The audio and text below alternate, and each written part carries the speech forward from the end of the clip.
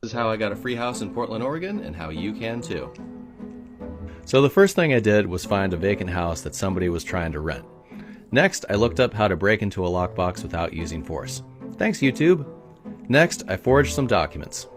This made it look like I had a lease agreement, and I called the utility companies and had the utilities put in my name.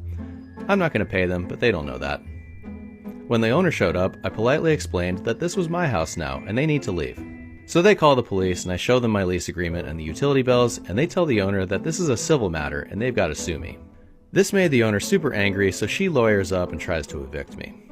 Of course, I can't afford a lawyer, so I call up a tenant advocacy group who gives me a lawyer that's 100% free and funded by taxpayers. So my out-of-pocket is still $0. So this lawyer fights on my behalf for months and months, really driving the owner crazy and costing her tens of thousands of dollars. Finally, the owner decided it would be cheaper to just give me a chunk of cash to leave rather than continue paying the lawyer. So she writes me a check for $10K and I move out. I didn't even have to clean the place up, and that's a good thing because I do a lot of drugs and the house looks every bit of it. Still no thank you note for aerating the walls, but whatever. So I just got 9 months of free rent in a house that otherwise would have cost me $3,000 a month, plus a nice cash for keys check.